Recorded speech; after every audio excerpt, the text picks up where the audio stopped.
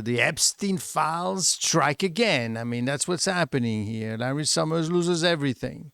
What do we mean? Well, I will tell you. I mean, you may or may not know who Larry Summers is, and I will explain to you who he is, because that is very important. It's very important because you're going to see the casualty list is going to keep adding and adding and adding. So, what are we talking about? Well, first of all, um, the impact zone is not Wall Street.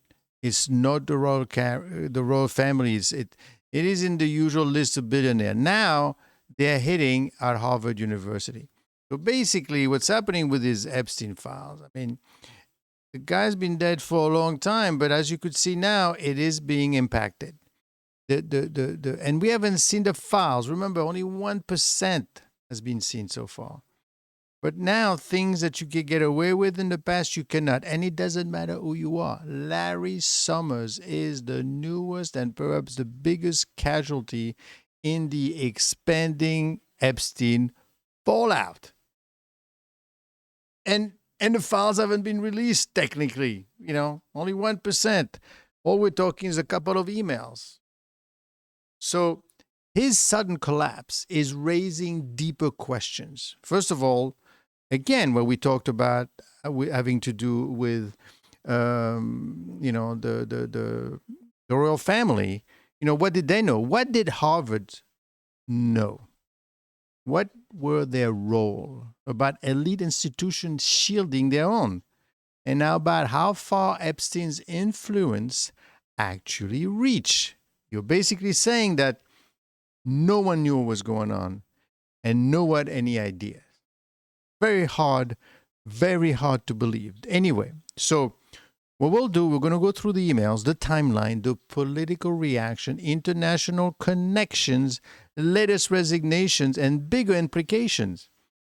Bigger implications, as you know, a very large and big MAGA figure just quit her job. Okay? But we'll talk about that later on. But right now, let's focus on Summers because I think it exemplifies the impact of what is going to happen next. So, and more importantly, but wait, hold on a second. Why was Summers able to avoid this fate for so long? All that little email came out. I guess no one knew about the email. So let's begin. Let's understand. First point. First of all, who is Larry Summers and why it matters? He's not just a random professor working at Harvard. No. He's one of the most influential economic figures of the last 30 years. Yeah? He was the Treasury Secretary under President Bill Clinton. He was a director of the National Economic Council under Obama. He was a former chief economist at the World Bank. He was the president of Harvard University from 2001 until 2006. He was a university professor since 2011. And he was a senior advisor to major funds, global fund, institution. He was always on TV giving advice as to what Trump is doing right, doing wrong. I mean, he was a Democrat.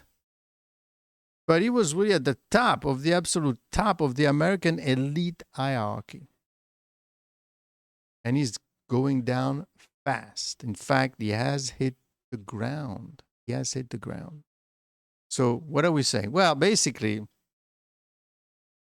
the question is, what did Epstein want to know Summers? Now, the question is, why did Summers keep going back to Epstein even after Epstein's 2008 conviction? So what does the email show? And you probably heard about it, but let's talk about it. Let's review one more time. Over the last week, newly surfaced emails reveal details about Summers' ongoing relationship with Epstein long after Epstein's 2008 conviction. And he's not the only one. There's been other, especially banks, and we'll talk about the banks as well because they're now going around.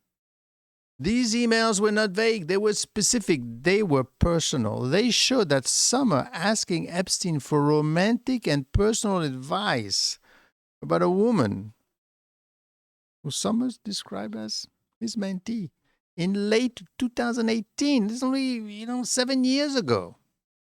And don't forget, Epstein was basically found guilty in 2008. Well, the reason you didn't hear too much about it is because they say he's guilty and they gave him, 1 year. It was a sweetheart deal, basically, that he got. But Epstein referring to himself as Summers' wingman, quote unquote. Summers continuing communication with Epstein until July of 2019, the day before he was arrested on new charges. The communications continuing even though Epstein had been convicted in 2008 of soliciting prostitution from a minor. So, when he says it was a major error of judgment,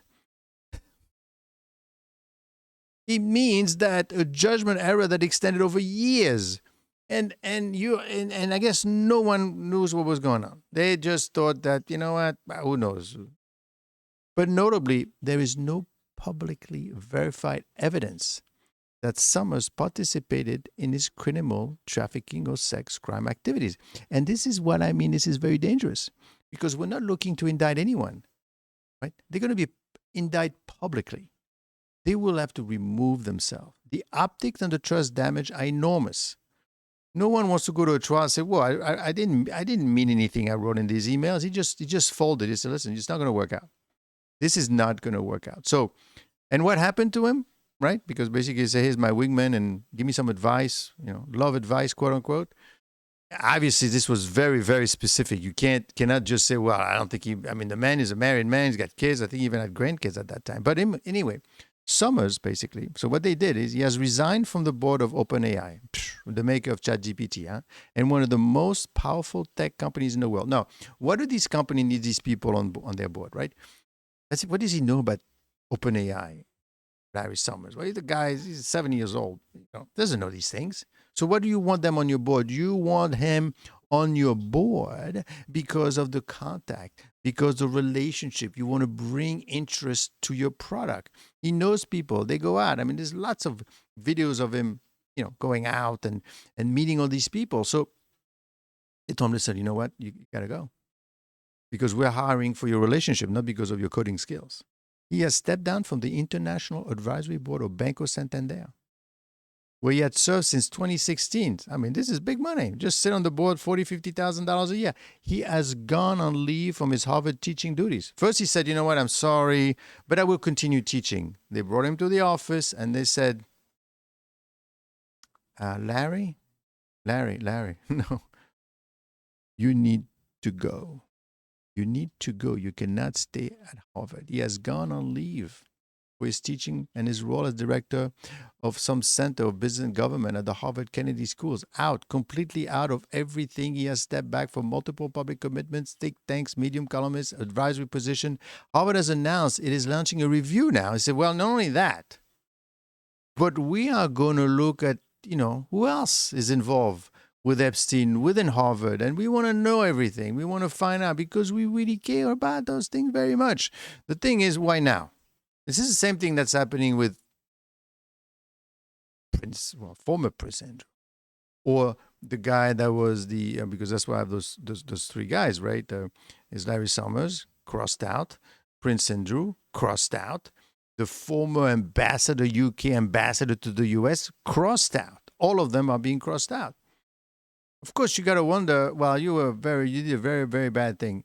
Yeah, but so no one else knew about it. No one else in the royal family knew that Prince Andrew would bring prostitute to Buckingham Palace. You had no idea. That he was charging like $1 million for people to come and visit Palace. You didn't know that either. And this is where it goes deeper. This is where this thing is all about the institutions. The individuals, they're going to be gone like that. Not even trial. They're going to be gone. They're not going to deal with them, right? So, after years of being untouchable, Summer is now experiencing rapid unraveling of his previous role, his prestigious roles. I mean, what happened? Criminals, right? Why? Point number 4, why was he able to avoid this fate for so long? What what Why did Summers avoid major consequences for so long when today the heat is so intense? It just became right away. Out from everything completely. Even the comment, the mention of his name is gone. So, from institutional prestige and insulation, Summers' name in Korea has become synonymous with institutional power. Harvard, U.S. Treasury, global policy circles. He was part of the system rather than outside of it. That kind of status often buys him time, tolerance, and polite silence. Epstein's reputation was misunderstood or under-responded to. It took many years for the full scope and scale of Epstein's crime and network to become widely understood and accepted by major institutions. Many insiders treated Epstein as a philanthropist or a network node rather than a criminal. Many powerful individuals operated in protected spaces, academic, donor, advisory board, where modest controversies were tolerated. I mean, you're not really working. You don't have to produce every day. Summers had survived prior controversy. Remember, in 2005, he made some very, very nasty and forward comments about women in science, basically saying, women are not as smart as men. Yet, he remained influential. He lost his position as a president at that time, but still, that kind of prior survival builds resilience to scrutiny. You see, I'm getting away with it. Many powerful individuals, right, operated in protected circles. In addition, the institution that he served, Harvard Think Tanks Corporation, had strong incentives to protect them. Reputation enhanced them. His network benefited them. So they did the math. They say, okay, he's here and we're here, right? What happens if we lose him? Is it worth the risk? Because he brings in lots of people, lots of contact, lots of information. Until the recent emails, much of the specifics of his relationship with Epstein's were not fully public or exploited. The new release of documents by the House Oversight Committee changed the equation. Now, you want to say, well, hold a second. We had a bunch of emails, right? I mean, where are those emails suddenly coming from? These are illegally obtained, technically. They go out and they scope your network and they grab your emails, and they didn't use it, but now they're using them. Summers' decade-long record of influence gave him a buffer. You expected him to be vulnerable. That buffer gave him more runaway until the runway collapsed. So when you put it together, Summers' survival of an elite scandal for so long was a product of status, relationship, information, institutional protection. So what changed, right? What's happening right now? Well, what's happening is a combination of document dump, public scrutiny, political pressure, and institutional risk colliding. They said, listen, we got a real problem. People don't want to take anymore. People do not like this anymore, and we have to do something. And this is real. Don't forget about almost all, except for one, Republicans and Democrats say, yes, release the files. All of the files. Of course, as I said before, let's not get too excited because you can't release everything. A lot of it's going to be redacted. You're not going to be able to use most of the stuff, quite frankly. So, but it doesn't matter because right now it's having an impact. Right now you're seeing who's losing and who's winning, and all these guys are losing, right? The Harvard explosion. For Harvard University, this is a nightmare scenario. This is not the first time that Harvard has been linked to Epstein. Epstein donated to Harvard, visited the campus more than 40 times after 2008. Remember, in 2008, Epstein is a convicted felon. And not just a felon, prostitution, underage, pedophile kind of stuff. So Epstein had access to Harvard research centers. But the Summers episode is basically amplifies everything. So Harvard is now facing student outrage and demands for action. Faculty calls for full disclosure. Public relation crisis, a governance crisis. How much did Harvard know? How much did senior leadership allow? And political pressure, including from the U.S. senators and donors. Harvard has acknowledged a review of individuals at Harvard, including the newly released Jeffrey Epstein's document, but the university is now in a position where the institutional risk may exceed the individual risk, and that's what I want to say. I want to tell you that this is going to be different. My thesis on this whole Epstein thing is in the past it was about the individual. So who did what? That is, believe it or not, this is not an easy thing to prove. First, you need someone to come in forward. Then you got to go to trial. Then you got to prove it. Right? It takes forever. But when it comes to institution, and even though Larry Summers is an individual, he represents an institution because he's supported by the institution. And the institution says, you got to go. We don't want anything to do with you. And that's why it's going so quickly. And that's why they want to talk to JP Morgan and Bank of New York and even Bill Clinton. They want to bring these people back, and they say, this is a powerful weapon that we have here. We're not sending you to jail. We are basically sending you off to an island. You're going to be voted off the island. That's what's going to happen there. And there's a global pattern across the world. Elite institutions are now facing an undeniable reality. Epstein was not an anomaly. He was a hub. He was a connector.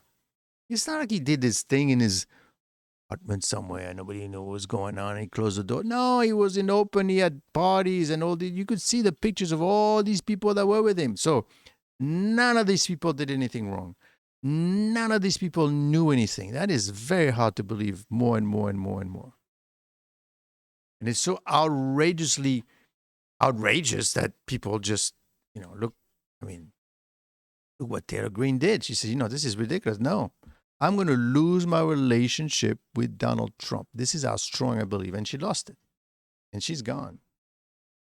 So now each sphere is watching its own people become the next casualty. First the royal, then the diplomats, the guy that was he was the ambassador to the U.S. from the UK. Harvard, who's next? Well, you got think tanks, tech leaders, philanthropic boards, political donors, media executives.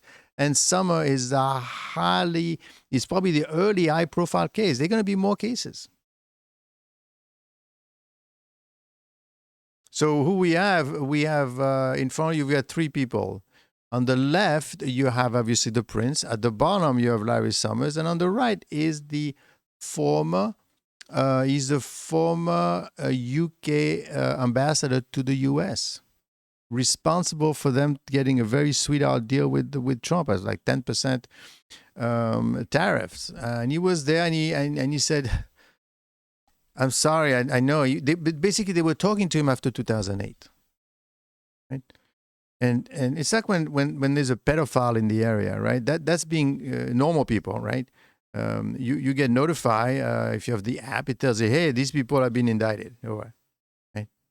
It's like you go and have lunch at the guy's house or the woman's house. That's exactly what they did. 2008, he was found guilty. And guess what? They had lunch with him, and they partied from 2008 until 2019, 10 years.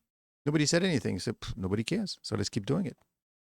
So this is what you have to watch out for the next coming month. First of all, more email dumps and document releases connected to Epstein network. 2, more career collapse, not just academia, but corporate, nonprofit, tech, finance. 3, more pressure on universities or institutions to audit their ties, donation, and board appointments. 4, renewed focus on how Epstein amassed influence, money, and connection. 5, potential legal, regulatory, or congressional inquiries targeting network of trust, not just individuals. Again, forget the individuals. We're not talking about people anymore. We are talking about institutions.